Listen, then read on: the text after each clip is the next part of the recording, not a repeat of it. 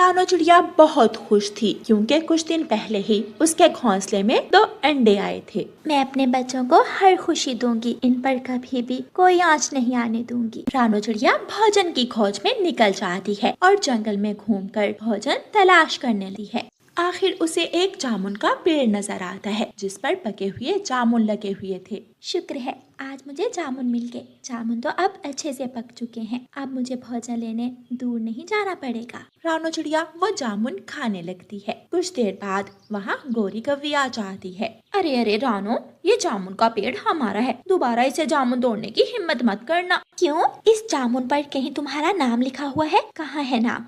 अगर है तो मुझे भी दिखाओ। नाम अगर नहीं लिखा तो मैं लिख लूंगी, मगर ये पेड़ हमारा है। मेरे ससुर जी ने मुझे बताया था कि ये पेड़ उनके दादा ने लगाया था। अगर दोबारा यहाँ दिखाई दी तो मैं अपने पति से तुम्हारी शिकायत कर दूंगी, फिर जानती हो तुम उसे। रानो चिड़िया कोई मुसीबत मुँह नहीं लेना चाहती थी, इसलिए रानो चिड़िया वहाँ से चली जाती है। दिन गुजरते गए और फिर एक दिन रानो चिड़िया के बच्चे अंडों से चूं चूं करते हुए बाहर आ जाते हैं। रानो चिड़िया बहुत खुश थी। मेरे सुंदर बच्चे। रानो चिड़िया अपने बच्चों को मीठा फल खाने के लिए देती है। बच्चे मजे मजे से वो मीठा फल खा लेते हैं। तोता उड़ता हुआ रानो चिड़िया के पास आता है। बधाई हो रानो चिड़िया, तुम्हारे बच्चे बहुत सुंदर हैं। मगर एक बुरी खबर है। तोते भैया, क्या बुरी खबर है? अभी अभी खबर आई है कि तेज बारिश और तूफान आने वाला है। क्या? ये आप क्या कह रहे हैं? अभी तो मेरे बच्चे बहुत छोटे हैं, ये तो उड़ भी नहीं सकते। मुझे कुछ करना होगा। रानो बहन, मेरे पास कुछ बांस पड़े हैं। मैंने अपना बांस का घर बनाया था तो थोड़े बच गए थे। अगर तुम चाहो तो वो ले सकती हो। तोते भैया, तुम्हारा बहुत बहुत धन्यवाद। मैं अभी आपके साथ चलती हूँ। जो यहाँ से कहीं मत जाना। रानो चिड़िया तोते के साथ उसके घर जाती है और बांस लेकर वापस आती है और अपने बच्चों के लिए एक सुरक्षित घर बनाने लगती है। रानो चिड़िया शाम तक लगातार काम करती है और बांस का घर बना लेती है। बच्चों, आपको नया घर कैसा लगा? बहुत सुंदर मम्मा, ये घर बहुत सुंदर है। अगले दिन जंगल में तेज बारिश शुरू हो जाती है और तूफानी हवाएं चलने लगती हैं। रानो चिड़िया का घर तेज हवा की वजह से हिलने लगता है। मम्मा, क्या हमारा घर अब टूट जाएगा? मम्मा, हम नीचे गिर जाएंगे। डरो मत मेरे बच्चों, हवा अभी रुक जाएगी। मगर रानो चिड़िया का घर हवा के सामने ज्यादा देर टिक नहीं पाता और नदी में गिर जाता है। रानो चिड़िया के बच्चे नदी में डूबने लगते हैं। मम्मा, मुझे बचाएं, मैं डूब रही हूँ। मम्मा, हमें बचाएं। रानो चिड़िया बहुत परेशान थी। वो अपने बच्चों को पकड़ने की कोशिश कर रही थी, मगर पानी की लहरें थी कि उन्हें बहाए ले जा रही थी। कुकू गुड़िया, डरो मत, मैं अपने बच्चों को बचा लूंगी। रानो चिड़िया आगे बढ़ती है। बच्चे आगे आगे थे और रानो चिड़िया पीछे पीछे। आखिर रानो चिड़िया अपने बच्चों को पकड़ लेती है और उन्हें लेकर ऊंची डाल पर जाकर बैठ जाती है। मम्मा, मुझे सर्दी लग रही है। मम्मा, मुझे भी बहुत सर्दी लग रही है। मम्मा, वो देखें, सामने एक घर है, क्यों ना हम वहाँ चले जाएं?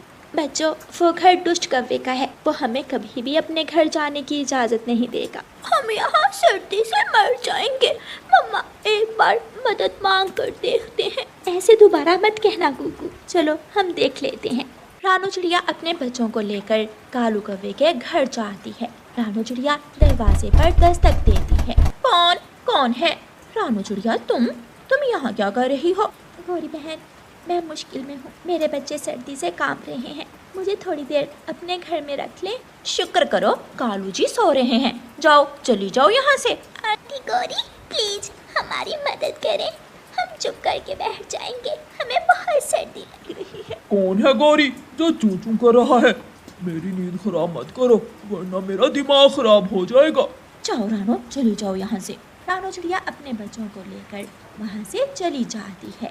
मम्मा, मुझे भूख लगी है। ऐ ऊपर वाले, क्या करूँ, मैं कहाँ जाऊँ? रानो चिड़िया उदास बैठी थी कि उसे कुछ याद आता है। मैं आम के पेड़ से आम लेकर आ। रानो चिड़िया अपने बच्चों को पत्तों के नीचे छुपाकर आम लेने के लिए चली जाती है। तेज हवा और बारिश में रानो चिड़िया के लिए उड़ना आसान नहीं था, मगर उसे अपने बच्चों के लिए भोजन तो लाना ही था। रानो चिड़िया आम लेकर वापस आ रही थी कि उसे रास्ते में बूढ़ी फाख्ता मिलती है जो बहुत ज्यादा घायल थी। चिड़िया, मेरी मदद करो, मैं घायल हूँ। माँ जी, क्या हुआ है आपको?